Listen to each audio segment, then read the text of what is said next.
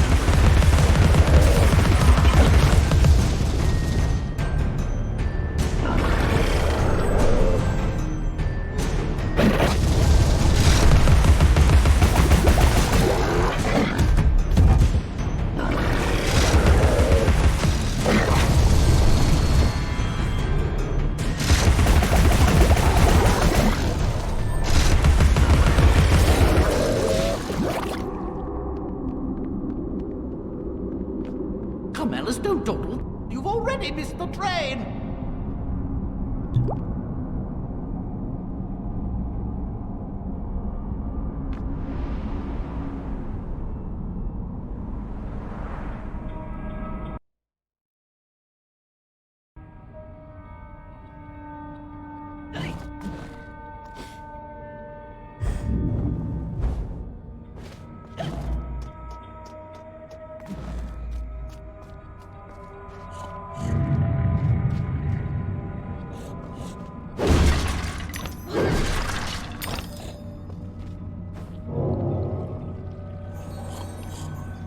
Every picture tells a story. Sometimes we don't like the ending. Sometimes we don't understand it.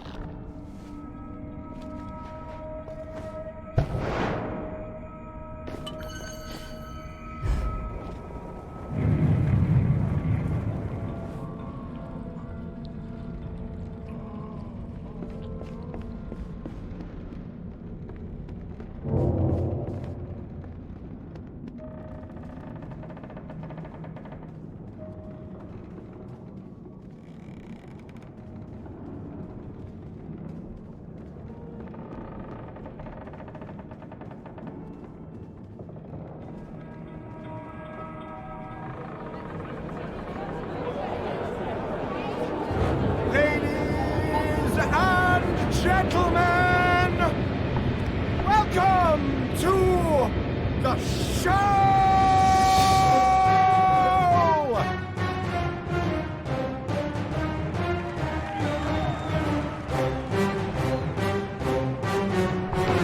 Bizarre show.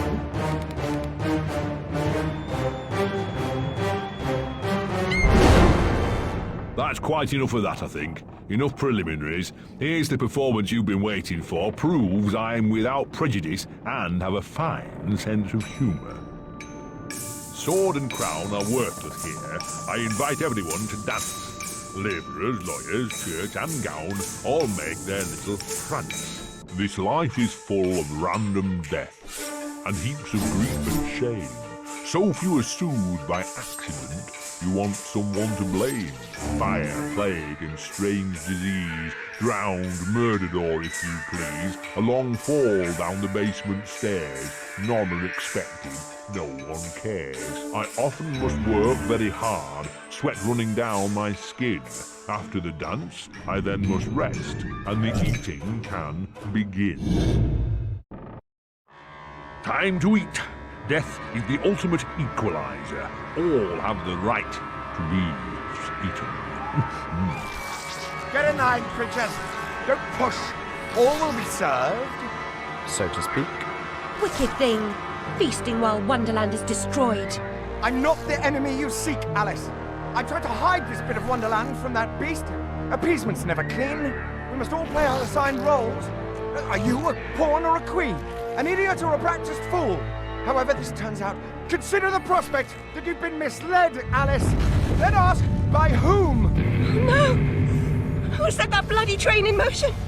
Where has it come from? It arrived when you arrived, and it's more horrible even than you could currently imagine.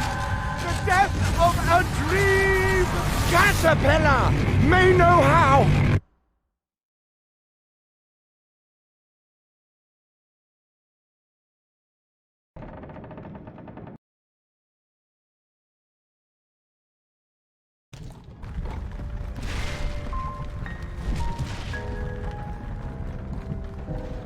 What? Oh, the blood in my mouth tastes like bile. Where's the brute that hit me, Nanny? Nasty prat's out cold. Not dead, and more's the pity. What did he want? What they all want. Money he didn't earn.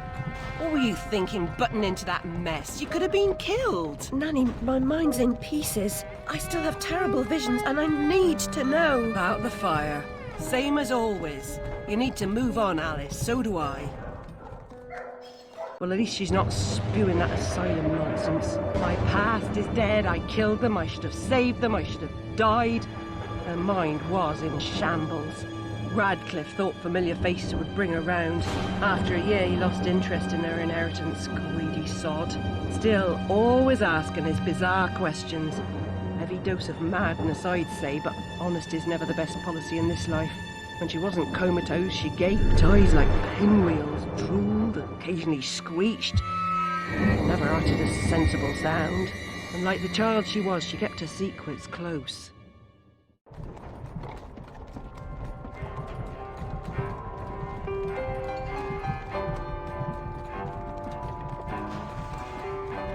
Gone off some lurkers, common as cockroaches. And those poor tykes are food for perverts, like the blameless ants that wasps consume or spiders' feeble prey.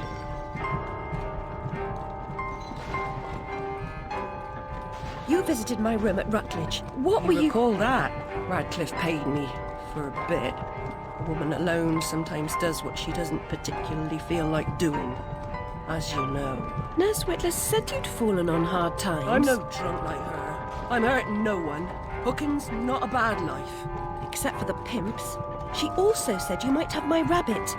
Please, Nanny, talk about The damn fire never seems to help. Look, Alice, I can't give you what I don't have. Radcliffe wrote the inquest report. I'll take you to him. Besides, he's got your damn rabbit. You should remember that. All right, but Mr. Radcliffe's useless. Don't I know it?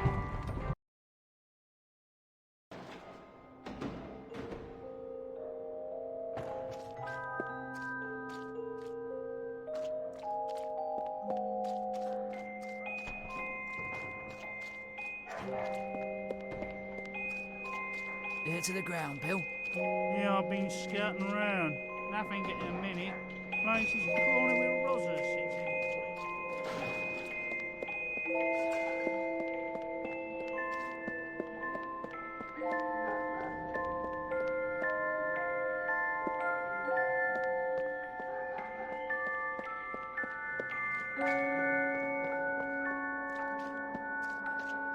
I'll be glad to shake your hand, sir. Considering the nature of the